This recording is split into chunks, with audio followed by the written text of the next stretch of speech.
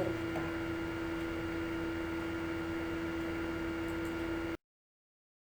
Berdasarkan cara penyampaiannya, berita dibagi menjadi dua. Yang pertama secara lisan, yang kedua secara tertulis. 1. Pengertian teks berita. Teks berita adalah sebuah teks yang berisi informasi atau kejadian penting yang telah atau sedang terjadi dan disajikan melalui media cetak seperti koran dan majalah maupun elektronik seperti televisi, radio, dan internet.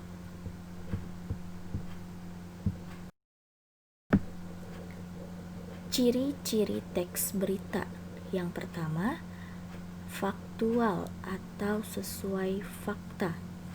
Maksudnya, berita harus sesuai fakta yang ada dan bukan opini atau pendapat penulis, serta tidak ada rekayasa. Fakta-fakta ini dapat diambil dari hasil wawancara kepada narasumber. Yang kedua, aktual atau terbaru. Maksudnya, berita melaporkan atau memberitakan suatu peristiwa atau kejadian yang baru terjadi atau sedang terjadi. Jadi artinya berita yang masih sangat hangat. Ya, contohnya pada zaman sekarang, berita yang hangat yang baru saja terjadi misalnya tentang COVID-19. Yang ketiga, memberikan keterangan waktu dan tempat yang jelas. Yang keempat, menggunakan bahasa yang jelas dan baku.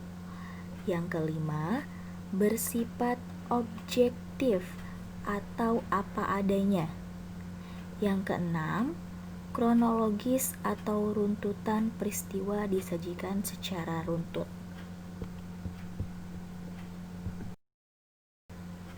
Unsur-unsur berita. Kalau dalam bahasa Indonesia, unsur berita disingkat menjadi adiksimba, yaitu ada kata apa, di mana, kapan, siapa, mengapa, dan bagaimana. Kalau dalam bahasa Inggris disingkat menjadi 5W plus 1H, yaitu ada kata what, when, where, why, who, dan who. Yang pertama kita lihat apa atau what. Berisi hal-hal yang disampaikan dalam berita. Contoh berita tentang bencana alam, prestasi, olahraga, dan sebagainya. Contoh pertanyaan, apa? Peristiwa apa yang terjadi? Biasanya kita mengambil jawaban dari judul berita. Nah, di sini ada jawabannya. Tiket kereta telah habis terjual menjelang Idul Fitri.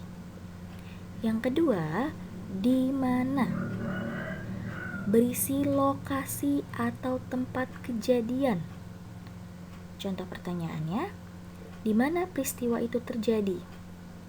Nah, jawabannya, pemecahan rekor muri itu dilaksanakan di Gelora Bung Karno. Berarti yang menyatakan lokasi kejadian adalah di Gelora Bung Karno. Yang ketiga, kapan? Menyebutkan waktu kejadian peristiwa. Contoh pertanyaannya, kapan peristiwa itu terjadi?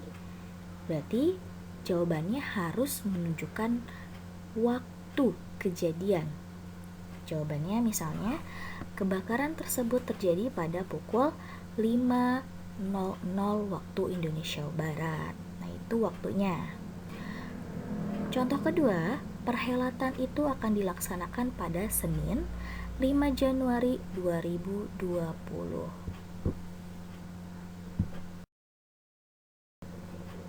Yang keempat, Siapa? Berisi keterangan orang-orang yang terlibat dalam peristiwa atau kejadian. Contoh pertanyaannya, siapa yang terkena peristiwa tersebut? Jawabannya, masyarakat yang berada di bibir pantai.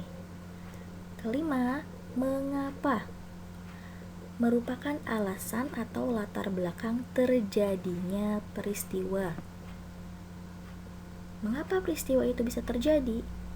Ya, pasti ada sebabnya. Nah, di sini ada jawabannya. Karena banyaknya pembeli tiket yang berbondong-bondong membeli tiket untuk mudik lebaran. Keenam, bagaimana? Berisi penjelasan mengenai proses kejadian atau peristiwa dan akibat yang ditimbulkan. Contoh pertanyaannya, bagaimana upaya pemerintah untuk mengatasi hal tersebut? Jawabannya, dengan menambah armada kereta api agar masyarakat banyak yang dapat menggunakan transportasi ini untuk lebaran.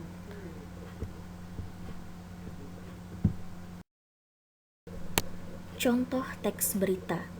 Di sini ada sebuah contoh teks berita yang berjudul Sungai Ciliwung Meluap. 2 desa terendam banjir setinggi 3 meter. Terjadi banjir bandang di sekitar Sungai Ciliwung. Banjir tersebut diduga karena hujan yang turun sangat deras dari jam 19.00 waktu Indonesia Barat hingga pagi jam 09.00 waktu Indonesia Barat. 2 desa terendam dan banyak keluarga yang mengungsi di kampung sebelah. Sekitar 137 kepala keluarga kehilangan tempat tinggalnya karena banjir.